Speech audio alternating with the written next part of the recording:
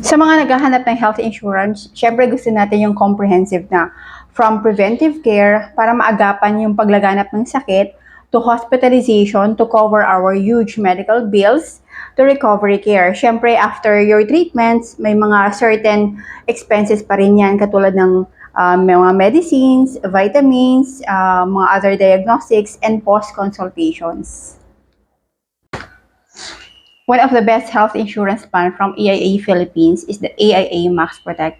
So it's a health insurance that comes with HMO. So since may HMO component siya, it can cover yung mga consultations, mga annual physical exam to confinement. That can cover you from 750,000 to 6 million coverage per year.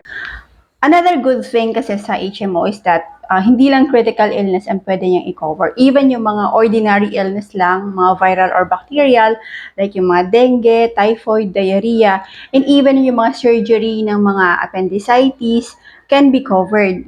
So since si AIA Max Protect has a huge coverage, 750 to 6 million, katulad nitong sa screen ko, the patient paid almost 500,000 for appendicitis surgery. And appendicitis is categorized as ordinary illness lang, pero ganun kalaki yung naging hospital bill niya. Pagdating naman sa mga pre-existing illness, syempre, yung isang tao habang nagkakaedad is hindi maiwasan mag-deteriorate yung health niya. So, nagkakaroon minsan ng mga hypertension, gallbladder stones, diabetes, mga ulcer, etc. So, share ko lang, based on this Medicare 2024 data, hypertension has the highest cases pagdating sa claims. Then, sinundan po siya ng diabetes. Next is the gallbladder. So, if ever meron kang health card, so it can cover your hospitalization bill. Another feature of Max Protect is that the insured gets a lump sum cash whenever he gets diagnosed of critical illness like cancer, stroke, heart attack.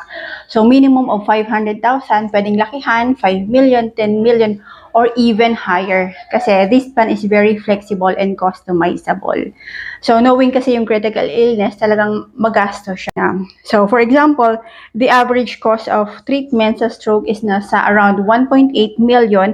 So hindi pa dyan kasama yung mga recovery care.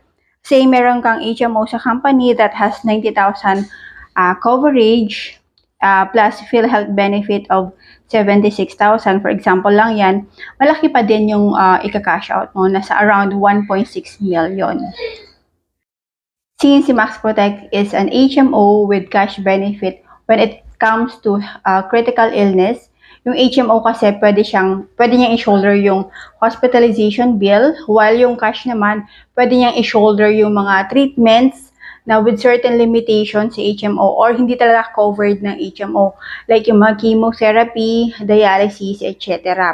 Also, good thing about yung My Cash is that pwede siyang replacement ng income, loss of income ng isang insured or ng isang pasyente kasi hindi siya makapag-work for such a long time dahil pang matagalang treatment siya. So, it's a big help sa family na meron silang marireceive na cash benefit.